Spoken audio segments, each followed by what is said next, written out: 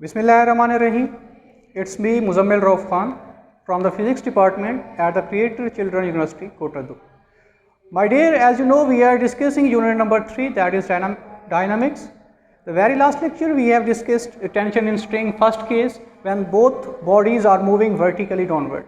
Today we are discussing the other topic, that is tension in string case number 2 when one object moves vertically downward, and other object moves on the smooth horizontal surface. We consider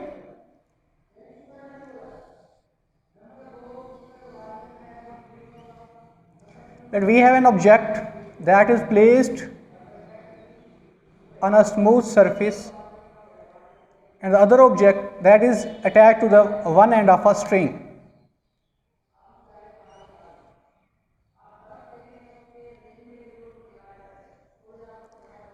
And the other object is moving vertically downward,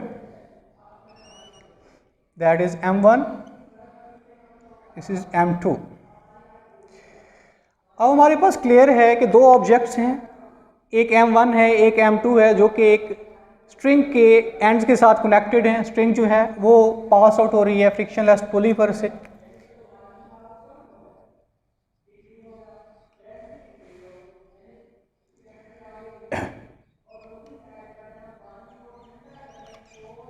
क्योंकि जब दोनों object motion में आते हैं, यानी जैसे इनको हम रिलीज करते हैं, तो ये ऑब्जेक्ट जो हमारे पास वर्टिकली डाउनवर्ड आ रहा है, नीचे जाने आता है, तो इसके अंदर प्रोड्यूस होता है एक्सेलरेशन.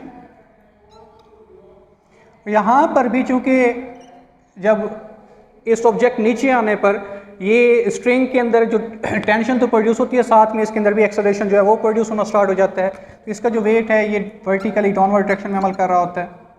जबकि जो ऑब्जेक्ट प्लेस्ड है on the surface of the smooth table, that is उसका वेट जो है वो भी डाउनवर्ड डायरेक्शन में अमल कर रहा है, जबकि उसका जो रिएक्शन होता है वो अपवर्ड डायरेक्शन में होता है. अब यहाँ पर हमारे पास दो ऑब्जेक्ट्स हैं, एक वर्टिकली डाउनवर्ड मूवमेंट कर रहा है, दूसरा जो है वो स्मूथ हॉरिजॉन्टल टेबल जो है उसके ऊपर पड़ा हुआ है. दोनों ऑब्जेक्ट्स जो हैं वो अटैच हैं. जो हमारे पास स्ट्रिंग है उसके एंड्स के साथ जो स्ट्रिंग है वो पास आउट हो रही है फ्रिक्शनलेस पुली पर से भी. अब यहाँ पर हमने उसकी नेट फोर्स देखनी है कि M1 की नेट फोर्स क्या है और M2 की नेट फोर्स क्या है. सबसे पहले देखते हैं कि what is net force. Net force is the resultant of all forces acting on a body. एक जिस्म पर अमल करने वाली तमाम फोर्सेस का रिजल्टेंट होती है. यानी M1 मैस जो है इसके ऊपर कितनी फोर्सेस अमल कर रही और M2 जो है उसके ऊपर कितनी फोर्सेस अमल कर रही, उन तमाम फोर्सेस का जो सम अप होता है वो हमारे पास नेट फोर्स कहला रहा होता है. अब यहाँ पर देखते हैं कि हमारे पास जो M1 ऑब्जेक्ट है उस पर कितनी फोर्सेस अमल कर रही और M2 जो है उस पर कितनी फोर्सेस अमल कर रही हैं. सबसे पहले हम बात करते हैं M1 की. M1 हमारे पास है तो उसका जो हमारे पास W1 हो जाएगा, W1 यानी M1G हो जाएगा. अब यहाँ पर उसका जो वेट है वो डाउनवर्ड डायरेक्शन में अमल कर रहा है. वेट के डाउनवर्ड डायरेक्शन अमल करने पर टेंशन प्रोड्यूस होती है in the upward direction because of reaction force. जो वेट है हमारे पास एक्शन फोर्स के तौर पर जाना जाता है.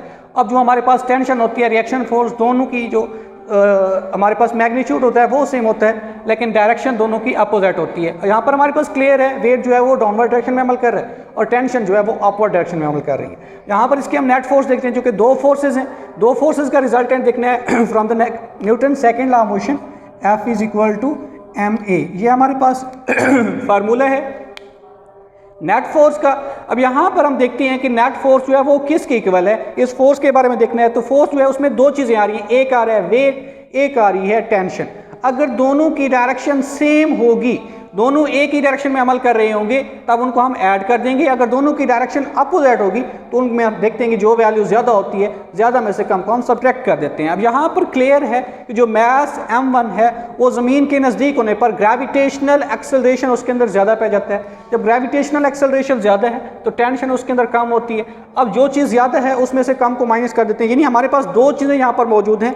एक है वेट की सूरत में अगर हम नेट फोर्स देखते हैं, तो दूसरी हमारे पास है टेंशन की सूरत में. अब चूंकि दोनों की डायरेक्शन अपोजिट है इसलिए ऐड नहीं हो सकती है, इनको सब्ट्रैक्ट करेंगे. जो उनका हमारे पास वैल्यू बचेगी उसमें से उसको हम क्या कर देंगे, भी माइनस करेंगे, तो हमारे पास बच जाएगी उसकी नेट फोर्स. अब चूंकि टेंशन अपवर्ड डायरेक्शन में है, दोनों की डायरेक्शन अपोजिट है, तो वेट ज़्यादा है टेंशन कम है, तो minus T is equal to m1a। चूँकि हम m1 की बात करें तो इसको मैंने m1a कर दिया। अब हम देखते हैं कि w किसकी इक्वल है और टेंशन किसकी इक्वल है। यहाँ पर हमने लिखा हुआ है कि w1 is equal to m1g है, तो उसकी जगह पर m1g आ जाएगा भी, plus minus minus t is equal to m1a। Equation number 1 हमारे पास आ गई। अब हम देखते हैं कि जो दूसरा ऑब्जेक्ट हमारे पास m2 है उसकी नेट फोर्स किसके इक्वल है। अब m2 चूंकि प्लेस्ड है on the surface of the smooth table, तो वहाँ पर हम देखते हैं कि जो वहाँ पर प्लेस्ड है उसके ऊपर पड़ा हुआ है, तो उसका हम वेट देखते हैं वो हमारे पास किसके इक्वल है। और टेंशन चूंकि इस ऑब्जेक्ट की निस्बत से इस स्ट्रिंग के अंदर थ्रू आउट टेंशन जो होती है वो सेम पाई जाती है। अब यहाँ पर हम देखते हैं कि जो हमारे पास m2 है उसकी नेट फोर्स किसके इक्वल है, क्योंकि F is equal to ma है। अब इसकी नेट फोर्स देखते हैं किसके इक्वल आ जाती है। दो फोर्सेस यहाँ पर भी अमल कर रही हैं, एक वेट की सेंस में, एक हमारे पास रिएक्शन फोर्स है, क्योंकि Newton's third law of motion इस चीज़ को क्लियर करता है, to every action there is always an equal but opposite reaction.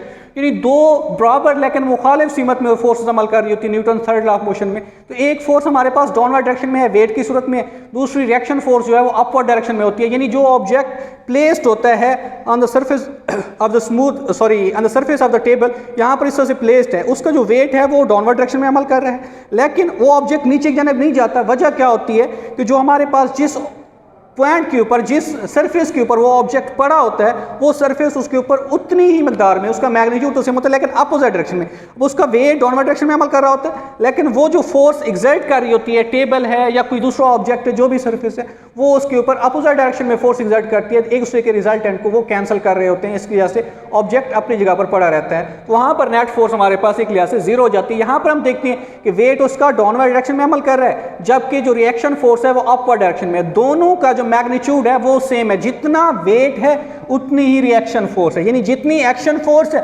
उतनी ही रिएक्शन फोर्स है। दोनों की मिकदार बराबर है लेकिन डायरेक्शन दोनों की अपोजिट है।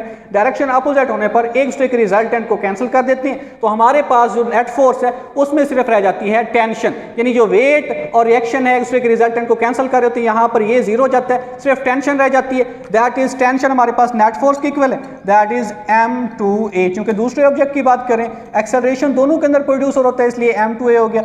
ये इक्वेशन नंबर 2 हो गई। अब हमने चूंकि फाइंड करना होता है अभी टेंशन और एक्सेलरेशन फाइंड करना है, तो हम क्या करते हैं भी, इन दोनों इक्वेशंस की मदद से वैल्यूज उनकी पुट करते हैं या उनको हम ऐड या सब्ट्रैक्ट करते हैं, सिंप्लीफाई करते हैं, जिसकी बिना पर हम टेंशन और एक्सेलरेशन जो है वो फाइंड करते हैं। अब यहाँ पर हम क्या करते हैं भी, दोनों इक्वेशंस को ऐड करते हैं, एडिंग इक्वेशन 1 एंड 2।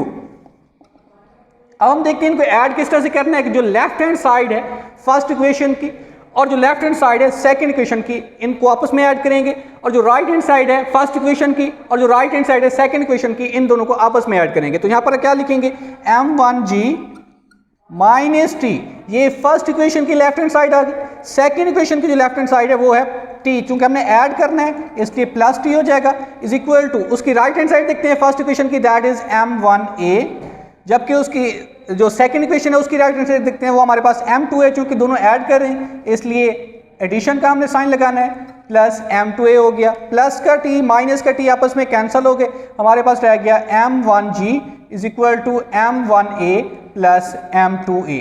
अब यहाँ पर हमारे पास m1g वैसे का वैसे है, इधर देखते हैं कौन सी चीज़ कॉमन आ रही है, m1a प्लस m2a। तो आप लोग देखते हैं कहते हैं भी ma जो है वो कॉमन आ रहा है, ये गलत हो जाएगा, क्योंकि m1 इसकी एक अपनी वैल्यू है, m2 इसकी एक अपनी वैल्यू है, ये दोनों एक डिफरेंट चीज़ें हैं, कॉमन नहीं आ सकती। एक्सेलरेशन जो है वो दोनों के अंदर सेम होता है, इसलिए ये कॉमन आएगा, m1 प्लस m2 कॉमन नहीं, m इसके अंदर कॉमन नहीं आ सकता क्योंकि दोनों की डिफरेंट वैल्यूज़ हैं, इसलिए इसमें कॉमन देखते हैं कि a कॉमन आ रहा हो तो क्या लिखेंगे, m1 plus m2 into a। अब चूंकि हमने एक्सेलरेशन फाइंड करना है, टेंस तो यहीं पर एलिमिनेट हो गई थी, एक्सेलरेशन फाइंड करना है तो m1 प्लस m2 यहाँ पर मल्टीप्लाई हो रहा है, दूसरी साइड पे जाके वो डिवाइड हो जाएगा। तो यहाँ पर देखते हैं वही इक्वेशन m1g ओवर, यहाँ पर जो कि एक्सेलरेशन के साथ m1 प्लस m2 मल्टीप्लाई हो रहा है, दूसरी साइड पे जाके डिवाइड हो जाएगा, m1 plus m2 is equal to acceleration के। अब ये हमारे पास एक फार्मूला आ गया एक्सेलरेशन फाइंड करने का। अब दूसरी चीज़ जो हमने फाइंड करनी है that is tension. Tension find करने के लिए जो एक्सेलरेशन की वैल्यू है इसको हम सब्स्टिट्यूट जो है उसके अंदर पुट कर देते हैं, यानी सब्स्टिट्यूट लेते हैं उसका एक्सेलरेशन की वैल्यू इक्वेशन नंबर 1 में पुट कर दें या इक्वेशन नंबर 2 में पुट कर दें। दोनों सूरतों में हमारे पास क्या होगा अभी उसकी टेंशन जो है फाइंड हो जाएगी। इसलिए टेंशन यहाँ पर हम एक्सेलरेशन की जो वैल्यू इक्वेशन नंबर 2 के अंदर पुट करते हैं, उसकी वजह क्या है कि एक्सेलरेशन की वैल्यू इक्वेशन नंबर 2 में पुट करने पर हमारा सवाल जो है ईजी हो जाता है। वो क्यों ईजी होता है? क्योंकि टेंशन ऑलरेडी हमारे पास मौजूद है m2, उसके आगे जब हम एक्सेलरेशन की वैल्यू पुट कर देंगे तो हमारे पास ऑटोमेटिकली टेंशन आ जानी है। तो यहाँ पर क्या लिखेंगे? पुटिंग द वैल्यूज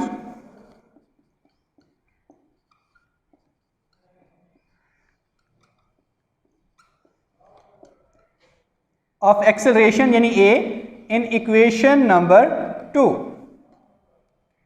अब इक्वेशन नंबर 2 में जब इसकी वैल्यू पुट करते हैं तो हमारे पास क्या आ जाता है? t वैसे का वैसे इज इक्वल टू m2a है। a की वैल्यू हम पुट करते हैं, a की वैल्यू क्या है? m1g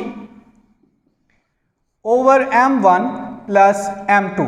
अब यहां पर हमने a की जो वैल्यू है वो पुट की है, m2 वैसे के वैसे लिए, एक्सेलरेशन की वैल्यू पुट की है। अब इनको हम सिंप्लीफाई करते हैं, देखते हैं उसका आंसर क्या होता है। t is equal to m2 into m1g। अगर मैं इसको अरेंज करके लिख दूं यानी m1 m2g over m1 plus m2 ले लूं तो ये हमारे पास उसका जो टेंशन होती है वो हम फाइंड आउट कर लेते हैं। इसको आप m2 m1g भी ले सकते हैं, लेकिन यहाँ पर मैंने जो लिखा है उसको अरेंज करके लिख लिया है, इससे कोई फर्क नहीं पड़ रहा क्योंकि दो वैल्यूज हमारे पास होती हैं, यानी 2 मल्टीप्लाइड बाई 3 या 3 मल्टीप्लाइड बाई 2 दोनों हमारे पास 6 के इक्वल होते हैं, इससे कोई फर्क नहीं पड़ रहा होता। इसलिए कहने का मकसद ये है कि दो वैल्यूज हमारे पास से उनको जब मल्टीप्लाई कर रहे होते हैं आगे पीछे लिखने से कोई फर्क नहीं पड़ता। इसको हमने अरेंज कर दिया तो हमारे पास टेंशन जो आई है वो m1 m2g और m1 प्लस m2 आ गई है। ये दोनों केसेस हमारे पास बहुत अहम है लॉन्ग क्वेश्चन के हवाले से।